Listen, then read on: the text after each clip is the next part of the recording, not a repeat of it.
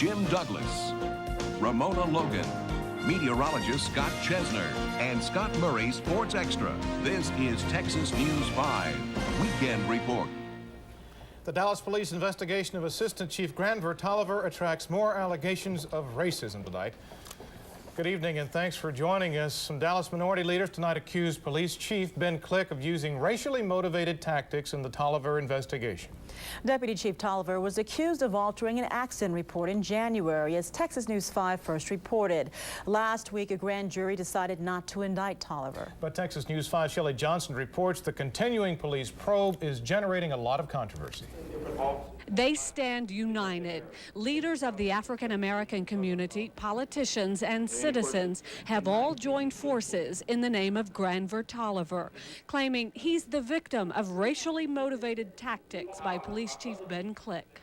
He's one man, and he's looking for a successful career, and he'd rather sacrifice Tolliver than to try to deal with the hundreds or maybe hundreds of command officers. We totally support Chief Tolliver. The outpour of support for Deputy Chief Tolliver comes amid allegations that last March he ordered an accident report altered, shifting the blame from one driver to the other. That's a felony. Although he was no-billed by a grand jury last week, Tolliver says the fight to clear his name has just begun. The whole thing is humiliating. It's in my opinion, hateful.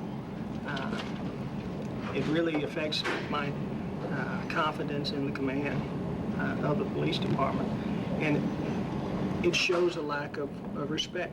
Police Chief Ben Click claims he's following procedure and that the case is by no means racially motivated.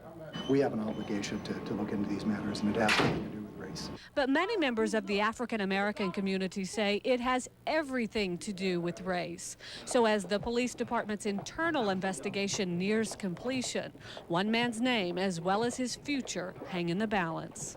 Shelley Johnson, Texas News 5. Assistant Chief Tolliver was placed on paid administrative leave last week after refusing to take a polygraph test. A police spokesman says his leave is not disciplinary, but part of the department's internal investigation. One person has been shot to death tonight, and a gunman is holding Dallas police at bay.